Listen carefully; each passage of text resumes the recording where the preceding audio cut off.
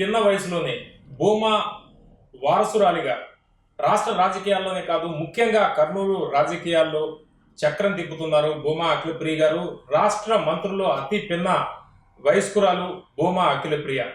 మొత్తం భూమా కుటుంబానికి సంబంధించి రాష్ట్ర రాజకీయాల్లో ఎంత ప్రత్యేకత ఉందో మనం చెప్పుకోకర్లేదు.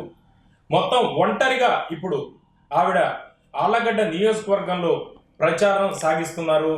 ఎండలో కూడా వడదెబ్బ కొట్టి కూడా ప్రచారంలో ముందరకెళ్తున్నారు. నమస్కారం. నమస్తే అండి. ఏంటి మేడం వడదెబ్బ కొట్టిందంట మీకు? అవునండి, ఒక 3 days నుంచి బాగా ఎండలు ఎక్కువ ఉన్నాయి. కొంచెం ఫీవర్, ఇన్ఫెక్షన్ లాగా వచ్చింది. బట్ ఒక 3 days రెస్ట్ తీసుకున్నా. మళ్ళీ ఈ రోజు నుంచి ప్రచారం మొదలుపెట్టినా. భయం అనిపించట్లేదా మీకు? జ్వరం, ఫీవర్ కూడా వచ్చిందంట, వడదెబ్బ కొట్టింది, ప్రచారంలో వెనకబడుతున్నాను, అలాంటి ఏదైనా భయం ఉందా మీకు? భయం కాదండి, నాకు తెలిసి తపన. ఎట్లయినా సరే భూమా నాగిరెడ్డి గారు, శోభా నాగిరెడ్డి గారు ఇచ్చిన హామీలు నెరవేరుస్తూ వాళ్ళు ఏ విధంగా అయితే ఆలగడ్డని డెవలప్ చేయాలనుకుంటున్నారో అది ఎక్కడ కూడా అవతల చేతికి వెళ్తే ఎక్కడ ఇబ్బంది పడతారో కార్యకర్తలు అని చెప్పి ఒక తపన కూడా ఉంది. సో ఇటువంటివి ఎన్ని వచ్చినా కూడా మనం చేయాల్సిన డ్యూటీ ఫస్ట్ వస్తుంది కాబట్టి ముందుకు వెళ్ళడం జరుగుతుంది. ఓకే, అంటే ఇతరుల చేతిలోకి వెళ్తే తపన మీకు, మీ నియోజకవర్గం చేయాలని ఒక తపన, ప్లస్ ఇతరుల చేతుల్లోకి వెళ్ళకూడదు అనేది ఒక భయం. ఏంటి ఆ భయం? ఒకటండి, ఇన్ని సంవత్సరాలు భూమా నాగిరెడ్డి గారు, శోభా నాగిరెడ్డి గారు పడిన కష్టము, మమ్మల్ని నమ్ముకున్న కొన్ని వేల కుటుంబాలు, కార్యకర్తలు మాతో పాటు ట్రావెల్ అవుతూ వచ్చారు. ఏ పార్టీలోకి వెళ్ళినా ఎన్ని కష్టాలు పడినా కూడా మా వెంట ఉండి మమ్మల్ని ముందుకు నడిపించిన కార్యకర్తలందరూ కూడా ఇప్పుడు ఏదైనా చిన్న మిస్టేక్ జరిగినా కూడా వేల కుటుంబాలు అన్నీ కూడా ఇబ్బంది పడతారు. అది కాకుండా కేవలం భూమా కుటుంబం మాత్రమే అభివృద్ధి కార్యక్రమాలు ఇక్కడ చేయగలుగుతుంది. ఆలగడ్డలో మార్పు రావాలంటే అది కేవలం భూమా కుటుంబం వల్లనే సాధ్యమవుతుందని చెప్పి ప్రజలందరూ కూడా నమ్ముతున్నారు. ఆ నమ్మకాన్ని నిలబెట్టుకొని ఎక్కడ కూడా మిస్టేక్ జరగకుండా ఈ ఎన్నికలు జరగాలని చెప్పి మా ఆతృత. సో ఇది ఒక విధంగా ఎట్లుంటుందంటే, నేను వచ్చిన తర్వాత అబ్జర్వ్ చేసింది అంటే, మిగతా వాళ్ళకి ఆలగడ్డ అంటే రాజకీయం, కానీ భూమా కుటుంబంకి ఒక బాధ్యత. సో ఈ బాధ్యతని ఎక్కడ కూడా మేము మిస్యూజ్ చేయకుండా, లేకపోతే వేరే వాళ్ళ చేతికి వెళ్ళకుండా కాపాడుకుంటూ ముందుకెళ్తున్నాం. కాబట్టి మా అమ్మ నాన్నలు ఏ విధంగా కాపాడుకుంటూ వచ్చారో అది ఇప్పుడు మా బాధ్యత కాబట్టి దాన్ని కాపాడుకుంటూ ముందుకెళ్ళాలి. కాబట్టి ఆ భయం అనేది ఉంటుంది. అంటే అతి తక్కువ వయసులో మీరు ఇలా వెళ్ళి ప్రచారం చేస్తుంటే, ఎందుకంటే రాజకీయాల్లో కల్మషాలు ఎక్కువ ఉంటాయి, రాజకీయాలు ఎక్కువ, రాజకీయం అంటేనే వీడు రాజకీయం చేస్తున్నాడు అంటారు. ఇటువంటి కల్మషాలు ఉన్న ప్రపంచంలో ముఖ్యంగా రాజకీయాల్లో మీరు ఏ విధంగా మనగలుగుతానని అనుకుంటున్నారా మీరు ఇక్కడ ఈ కుట్రలు కుతంత్రాలు వీటిని చూస్తుంటే? అంటే ఒకటండి, నేను కూడా రాజకీయాలకి రాకముందు మీరు చెప్పిన విధంగా నేను అనుకునేదాన్ని. రాజకీయం అంటే ఒక బురద, దాంట్లో మనం దిగకూడదు. లేకపోతే ఎందుకంటే ఇంకొకటి, నేను శోభా నాగిరెడ్డి గారు, భూమా నాగిరెడ్డి గారు ఇద్దరు నా తల్లిదండ్రులకి నేను దూరంగా చిన్నప్పటి నుంచి ఉండడానికి కారణం రాజకీయమే అని చెప్పి అనుకుంటూ పెరిగాను. సో ఎప్పుడు కూడా నాకు రాజకీయాల మీద ఎప్పుడు కూడా ఇంట్రెస్ట్ కూడా లేదు. కానీ ఎప్పుడైతే శోభా నాగిరెడ్డి గారు చనిపోయిన తర్వాత మేము ప్రచారం చేశామో ఆ రోజు నాకు అర్థమైంది ఏంటంటే, ప్రతి ఒక్క ఇంట్లో మా తల్లి చనిపోతే వాళ్ళ ఇంట్లో ఒక వ్యక్తికి చనిపోయినట్టుగా వాళ్ళు బాధపడ్డారు, ఏడ్చారు నాతో పాటు. సో చాలా ఎమోషనల్గా మేము క్యాంపెయినింగ్ చేసాం మదర్ చనిపోయినప్పుడు. అది చూసినప్పుడు నా తల్లిదండ్రులు ఇంత ఆదరిస్తున్నారు, నా కుటుంబాన్ని ఇంత ఆదరిస్తున్నారు, వీళ్ళకి మా మదర్ ఇంత సేవ చేయడం కరెక్టే అనే ఒక భావన నాకు కలిగింది. సో ఎప్పుడు కూడా శోభా నాగిరెడ్డి గారు చనిపోయిన తర్వాత మేము క్యాంపెయినింగ్ చేశాము. లేదంటే నేను రాజకీయానికి నేను వచ్చినప్పుడు కానీ, నా ఫాదర్ నన్ను తీసుకొచ్చి ఎమ్మెల్యేగా నిలబెట్టినప్పుడు కూడా దాని ఇంపార్టెన్స్ అనేది నాకు తెలిసింది. రాజకీయం అంటే సరే ఒక ఒపీనియన్ ఉన్నింది, అది మార్చాలి. మనము మిగతా వాళ్ళకి కాకూడదు, ఒక నమ్మకం ప్రజలకు ఇవ్వాలి. మనం బయట ఉన్నప్పుడు ఒక 5 మందికో 10 మందికో సహాయపడగలుగుతాం. అదే మనం రాజకీయాల్లో ఉంటే కొన్ని వేల మందికి, లక్షల మందికి మనం సహాయం చేయగలుగుతాం. ఒక బాధ్యత మనం తీసుకుంటున్నామంటే ఎంతో కమిట్మెంట్ ఉంటే కానీ ఆ బాధ్యత తీసుకోకూడదు అని చెప్పి కూడా నాకు అర్థమైంది. సో బయట నుంచి రాజకీయాలు ఎట్లున్నా కూడా మైండ్ సెట్ చేసుకొని ఈ విధంగా నేను చేయాలి రాజకీయం, ఎక్కడ కూడా నేను తప్పుదావ పట్టకుండా వెళ్ళాలి అని ఒక డెసిషన్ తీసుకొని వస్తే మాత్రం రాజకీయాలు is the best option for serving people.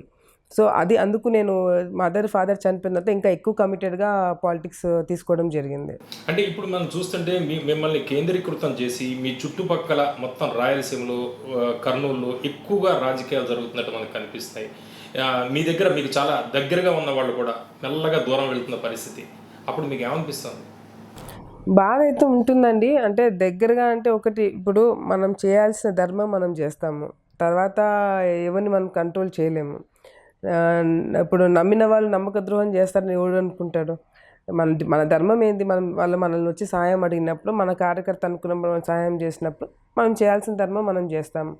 రేపు పొద్దున మనకు ఉండాలా ఉండకూడదా, మనకి వెన్నుపోటు పొడిచాలా, మన దగ్గరగా ఉండి మనకి బలం ఇవ్వాలా అనేది అది వాళ్ళ నిర్ణయం.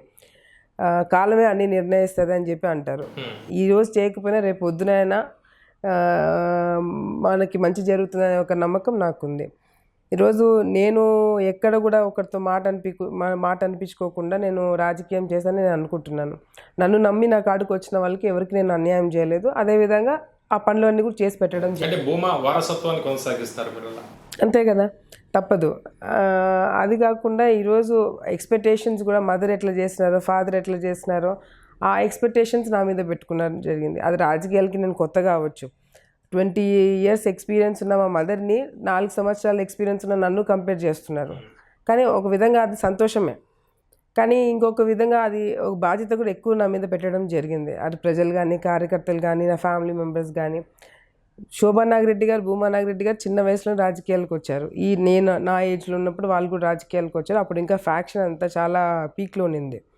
ఆ టైంలో ఆ ఏజ్లో వాళ్ళు బాధ్యతలు తీసుకొని, కుటుంబ బాధ్యతలు కానీ, లేకపోతే ఫ్యామిలీ ఇబ్బందులు కానీ, లేకపోతే పాలిటిక్స్ కానీ అన్నీ మీద వేసుకొని చేసుకోవడం జరిగింది.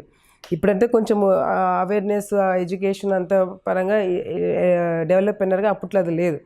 అప్పట్లో కూడా ఆ ఏజ్లో కూడా వాళ్ళు నెట్టుకొని రావడం జరిగింది. అదేదో ఇంకా వాళ్ళ తరం అయిపోయిన తర్వాత మా తరంకి కూడా అదే పరిస్థితి పట్టింది. చిన్న ఏజ్లోనే మాకు కూడా బాధ్యతలన్నీ మా మీదకి రావడం కూడా. సో ఇవన్నీ కూడా ఎక్కడ కూడా ఇప్పుడు గతంలో భూమా నాగిరెడ్డి గారు ఏ విధంగా రాజకీయాలు చేశారో, ఎవరైతే ఆయన నమ్ముకొని ఆయన కాడికి వచ్చిన వాళ్ళు ఎవరు కూడా ఆయనకి ఎప్పుడు తనానికి చెప్పి తీసుకోవడం జరిగింది. నేను కూడా అంతే. ఇప్పుడు ఎవరన్నా మన కాడికి వస్తే నేను చేసి పెడతాను పనులు, అవన్నీ గుర్తుపెట్టుకుంటారు లేదనేది అది వాళ్ళకి వదిలేద్దాం. కానీ ఈరోజు ఎవరు వచ్చినా ఎవరు లేకపోయినా కూడా భూమా కుటుంబము చాలా పెద్దది. కార్యకర్తలు కానీ, ప్రజలు కానీ చాలా పెద్ద కుటుంబం. మేమందరం కూడా కుటుంబ సభ్యులాగే ఉంటాము. సో ఒకరో ఇద్దరో పోవడం వల్ల వచ్చిన నష్టం ఏదైతే ఏం జరగదు. ఓకే, మీరు మొదటిసారి అంటే ఎమ్మెల్యే అయ్యాక ఇప్పటికీ అప్పుడు జనాన్ని చూసిన తీరు, ఇప్పుడు పర్స్పెక్టివ్, ఇప్పుడు చూసిన తీరు మీకు ఎలా అనిపిస్తుంది? అప్పటికి ఇప్పటికీ రాజకీయాల్లో ప్రజల్ని చూడడం, వాటిల్లో ఏ విధంగా మీకు తేడా కనిపిస్తుంది? చాలా తేడా ఉందండి. నేను ఎమ్మెల్యేగా వచ్చినప్పుడు చాలా ఇబ్బందులు పడ్డారు. అంటే అనుభవం మీకు ఎటువంటి అనుభవం వస్తుంది రాను రాను? అదే చాలా ఒక విధంగా చెప్పాలంటే వైఎస్ఆర్సీపీలో ఉన్నప్పుడు నాకు చాలా ఛాన్స్ దొరికింది సమస్యలన్నీ తెలుసుకోవడానికి, గ్రౌండ్ లెవెల్కు వెళ్ళడానికి, ఎక్కడ ఏం జరుగుతుందని తెలుసుకోవడం, ఒక అవగాహన అయితే వచ్చింది. ఆ వచ్చిన అవగాహనతో పవర్ చేతికి వస్తే, అంటే తెలుగుదేశం పార్టీలోకి వచ్చిన తర్వాత ఏదైతే ఒక ఎమ్మెల్యేగా ఒక అధికారం పార్టీలో ఉంటే ఏ విధంగా మన పనులు చేసుకోగలుగుతాం అనేది కూడా ఆ పవర్ చేతికి రాగానే ఏదైతే ఇబ్బందులు మేము ప్రజల్లో పడుతున్నారో చూసామో అవన్నీ కూడా నేను తీర్చగలిగినాను. సో రెండు ఫేస్ అయినా నేను. అదేవిధంగా ప్రజలు పడే సమస్యలే కాకుండా భూమా నాగిరెడ్డి గారి మీద ఉన్న కేసులు అప్పుడు మేము తిరగడం కానీ, లేకపోతే మదర్ చనిపోయిన తర్వాత మేము చేయాల్సిన రాజకీయం కానీ, సో ఇవన్నీ కూడా యాక్చువల్గా నేను రాజకీయాలకు వచ్చినప్పుడు ఆలగడ్డలో ఎన్ని మండలాలు ఉంటాయో తెలియదు, ఎన్ని ఊర్లు ఉంటాయో తెలియదు, లీడర్లు ఎవరో తెలియదు, మన వాళ్ళు ఎవరో తెలియదు, ఏమీ తెలియదు. సడన్గా ఫాదర్ నా పేరు అనౌన్స్ చేయడము, నేను రాజకీయాలకు రావడము జరిగింది. అదే టైంలో మా నాన్న మీద కేసులు అయిపోయిన తర్వాత ఇంకొక కేసు, అది అయిపోయిన తర్వాత మేము తెలుగుదేశం పార్టీలోకి రావడము, నాన్న చనిపోవడము, బై ఎలక్షన్, ఇట్లా ప్రతి ఒక్క ఫేజ్లో నాకు ఒక లర్నింగ్ ఎక్స్పీరియన్స్. సో ఎక్కడ కూడా సమస్యలు అవగాహన కానీ, అది తీర్చడంలో ప్రొయాక్టివ్గా ముందుకెళ్ళి చేయడం కానీ, ఇవన్నీ కూడా చాలా నేర్చుకున్నాను. ఇంకా నేర్చుకోవాల్సింది చాలా ఉన్నాయి. ఎందుకంటే ఈ 2 సంవత్సరాలు నాకు మంత్రి పదవి రావడంతో చాలా వరకు నేను ఫుల్ఫిల్ చేయలేకపోయినాను. అంటే లీడర్స్ మధ్యన నా మధ్యన ఉన్న గ్యాప్ కానీ, లేకపోతే ఇంకా నేర్చుకోవాల్సినవి చాలా ఉన్నాయి. గ్రౌండ్ లెవెల్ ఇంకా దిగాలని ఉంది నాకు. సో ఎందుకంటే నేను రాజకీయాలకు 4 సంవత్సరాలు అయింది, 2 సంవత్సరాలు అపోజిషన్, 2 సంవత్సరాలు మంత్రిగా. సో గ్రౌండ్ లెవెల్ చేసుకోవడానికి నాకు టైం దొరకలేదు, ఇంకా నేర్చుకోవాల్సింది చాలా ఉందని చెప్పి నేను అనుకుంటున్నాను. అంటే మొదటిసారి మీరు బై ఎన్నికల్లో ఉప ఎన్నికల్లో డైరెక్ట్గా ఎన్నికయ్యారు, తర్వాత నంద్యాల ఎన్నికలు చూశారు మీరు, ఇప్పుడు డైరెక్ట్ జనరల్ ఎలక్షన్స్ జరగబోతున్నాయి. తేడా అలా గమనిస్తారు మీరు? తేడా చాలా ఉందండి. అసలు ఫస్ట్ నాదైతే ఇనానిమస్ ఎలక్షనే లేదు. సెకండ్ ఎలక్షన్, బై ఎలక్షన్ నేను ఎక్స్పీరియన్స్ అయినప్పుడు రాష్ట్ర రాజకీయాలు మొత్తము రాష్ట్రంలో ఉన్న తెలుగుదేశం పార్టీ మొత్తము కార్యకర్త నుంచి మంత్రుల వరకు ముఖ్యమంత్రి అందరూ వచ్చి నంద్యాలలో కూర్చొని మరీ మాకు చేసి పెట్టినారు. అది దానికి మాకు ఏం పెద్ద మేము నేర్చుకోవడానికి అవకాశం కూడా లేదు. ఇప్పుడు డైరెక్ట్ ఎలక్షన్. సో ఈ ఎలక్షన్ చాలా క్రూషియల్, అటు ఫ్యామిలీకి కానీ, కార్యకర్తలకు కానీ, ప్రజలకు కానీ, ఆలగడ్డ హోల్గా మొత్తంకి చాలా క్రూషియల్ ఎలక్షన్ ఇది. సో ఇది ఫేస్ అవ్వడము, గ్రౌండ్ లెవెల్లో వర్క్ చేయాలా, క్యాంపెయినింగ్ చేయాలా, మొబిలైజేషన్ చేసుకోవాలా, ఎక్కడే ప్రాబ్లమ్స్ ఉన్నాయో పెద్ద నెట్వర్క్ అంతా తీసుకొచ్చి పెట్టి చేసుకోవాల్సిన ఇది. గత 30 సంవత్సరాల నుంచి భూమా నాగిరెడ్డి గారు చేసిందంతా కూడా ఈ ఒక్క ఎన్నికల్లో మేము చేసుకోవాలి. అది అవతల వాళ్ళకి ఇంపార్టెంట్, మాకు ఇంపార్టెంట్. ఆ స్లోగన్ తోటి వెళ్తున్నారా మీరు? అంతే కదా, ఎందుకంటే ఈ 30 సంవత్సరాలు పడిన కష్టము, కార్యకర్తలు కానీ, మేము కానీ, లేకపోతే మేము ఫేస్ అయిన ప్రాబ్లమ్స్, ఇవన్నీ కూడా ఈ ఎలక్షన్కి మేము బయటపడితే ఇంక మళ్ళీ వెనక్కి తిరిగి చూసుకోవాల్సిన పరిస్థితి ఉండదు. ఎందుకంటే ప్రజలు ఒకసారి నమ్మకం పెట్టుకుంటే ఆ నమ్మకాన్ని తగినట్టుగా మేము పనులు చేసుకుంటూ పోతాం. సో ఆ నమ్మకం ప్రజలకి రావాలంటే ఈ ఎన్నికలు మేము తప్పకుండా గెలిచి తీరాలి.